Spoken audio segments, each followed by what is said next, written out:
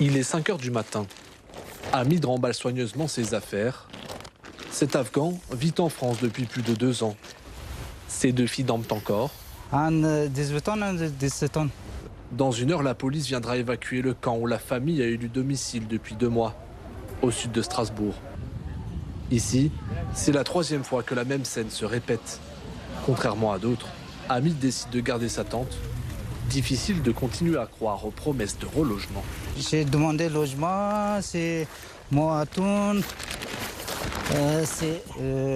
C'est pas logement. Depuis 9 ici à moi, septembre, 21 septembre, venu à Strasbourg. Un peu partout dans les allées, 2 petites ombres se dessinent. Des enfants jouent, vivent ici, à l'image de ce petit garçon d'à peine 1 an et demi. La vie est dure ici. Vous voyez, tout le monde allume des feux pour se réchauffer, pour faire à manger. C'est dur parce qu'il fait froid en ce moment et parfois il pleut. C'est encore plus dur pour les enfants, ils sont gelés, on n'arrive pas à les réchauffer.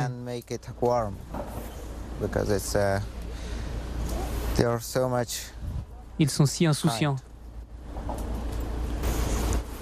Regardez, ses mains sont froides. C'est très difficile. Les mineurs représentent 1/3 de ce campement de 300 personnes. Pendant 3 mois, ils ont vécu sans moyens sanitaires, avec comme seul chauffage un feu de bois. Ils jonglent entre l'école, les tentes et la rue. Il y a beaucoup de bébés et certaines nuits le vent souffle très fort. Il fait très froid. Les toilettes sont dans un état terrible. Mes profs connaissent ma situation, ils sont compréhensifs. Je fais de mon mieux, j'allume une lumière, puis je m'assois là pour faire mes devoirs. On espère qu'ils vont nous donner une maison pour tout le monde. On espère qu'aujourd'hui sera un jour mémorable.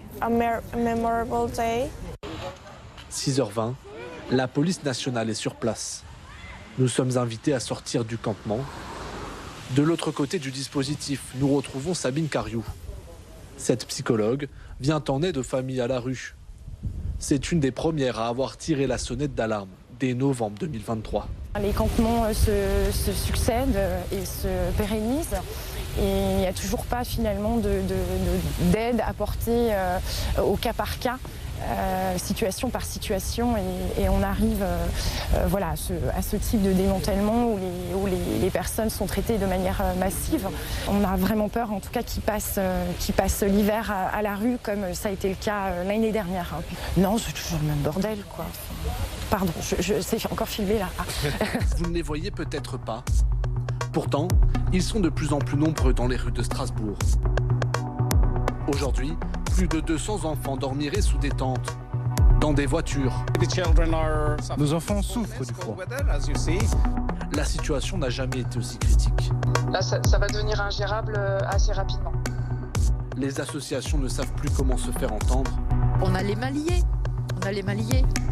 Les pouvoirs publics se renvoient la balle. Je suis intervenu déjà auprès du préfet, auprès du recteur, puisque c'est l'État qui est en responsabilité pour trouver des logements aux personnes migrantes. Parmi les institutions régulièrement pointées du doigt, nous sommes une république fraternelle. La collectivité européenne d'Alsace. On ne laisse pas nos enfants dormir dehors, c'est hors de question. Donc on va trouver une solution. Ce jour-là, ils sont une centaine à se rassembler devant son siège. Des professeurs essentiellement. Ils ne supportent pas de savoir leurs élèves dormir à la rue alors que l'hiver est déjà là. L'idée que quand nous avons des élèves dont la famille n'a pas de solution d'hébergement et qui donc dorment à la rue, eh bien, on peut provisoirement ouvrir des logements de fonction qui parfois sont vacants dans ces collèges. Ça fait maintenant presque 15 jours qu'on a lancé un mouvement d'occupation du collège, après avoir longtemps alerté nos pouvoirs publics et la CEA. Notre demande principale première, c'était d'ouvrir ces logements de fonction qui sont vides. Et on n'a toujours eu aucune réponse officielle de leur part. La situation dure de longue date. Elle devient encore plus préoccupante cette année, mais ça fait des années déjà que des équipes éducatives et des parents se mobilisent pour essayer de trouver des logements et des solutions pour les enfants. La solution, le personnel du collège Lezay-Marnésia pense l'avoir trouvée. Tant pis si leur appel à l'aide reste sans réponse. Ils ouvriront eux-mêmes les grilles du collège. C'est quand même assez compliqué de se dire qu'on leur enseigne quand même les valeurs de la République, le principe de solidarité.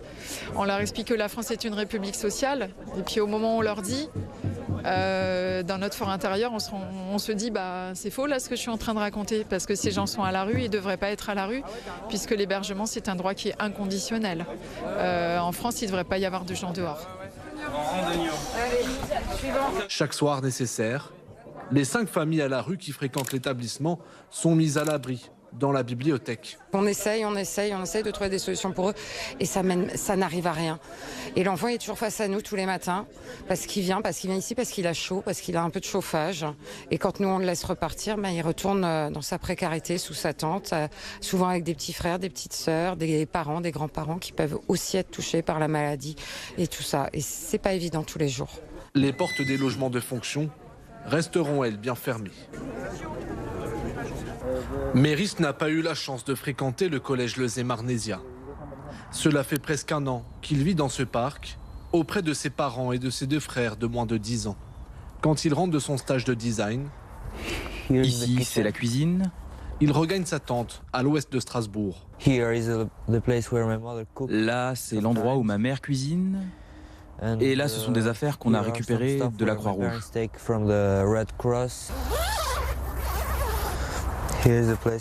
C'est ici qu'on dort. La plupart du temps, il fait si froid. Mais Dieu merci, nous avons fait un feu. Une situation rendue invivable pour son père.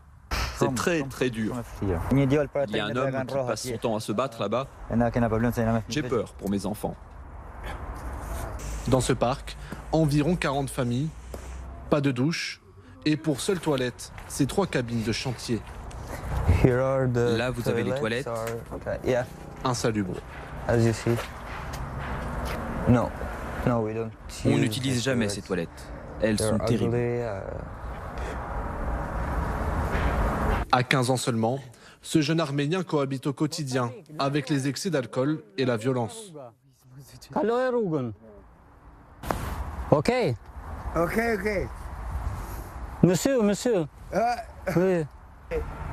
Viens, avec moi. Monsieur, alcool, parle ici. Madame, Lui qui a fui les persécutions dans son pays, n'espère désormais qu'une chose, trouver un toit pour que les figurines de son petit frère ne traînent plus jamais dans la boue.